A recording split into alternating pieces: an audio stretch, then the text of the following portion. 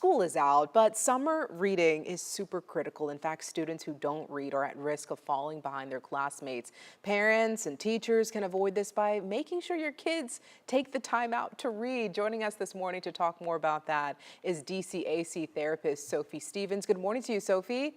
Good morning. Now, before we get into your summer reading list that you have for us, for those who are new to North Texas, tell us about DCAC and what you do for our community. Yeah, the Dallas Children's Advocacy Center is the only agency of its kind in Dallas fighting child abuse. And so we are recognized internationally for the expertise in identification, investigation, prosecution, and healing within the child abuse.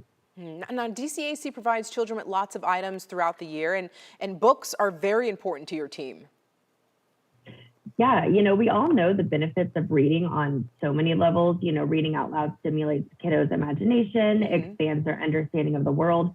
But even beyond that, reading a book with a trusted caregiver can really strengthen that bond as well.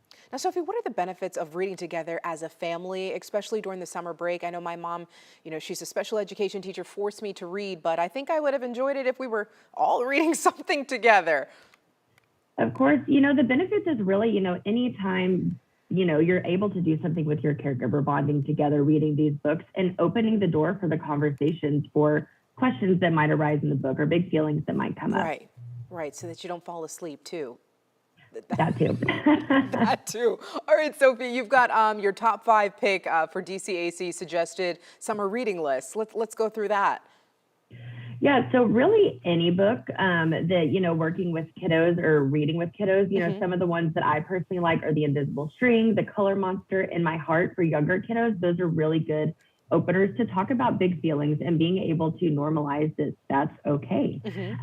For junior high and high school kiddos, that's often the best thing really is to get involved. If your kiddo is reading something like The Diary of a Wimpy Kid or even Harry Potter, knowing what they're reading and knowing what they're engaging in and what they're taking in so that you can also be a part of that with them. All right, so we've got that list on the screen. It was Invisible Strings, Diary of a Wimpy Kid. What was the monster one, Sophie? The Color Monster. The Color Monster, The Color Monster. Yeah. Now, Diary of a Wimpy Kid is pretty popular. Why is that?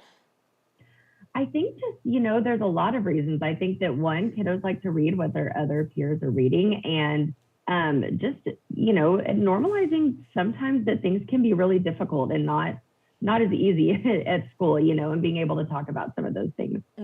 So before we go, how often should kids be reading throughout the summer? Should it be, a chapter a day, 2 chapters a week?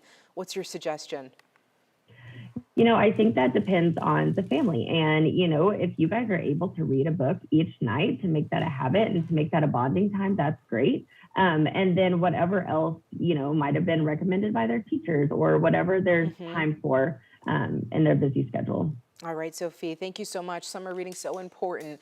And thank you for that list as well. Yeah, thank you. All right, we'll be right back after this break. Stick with us.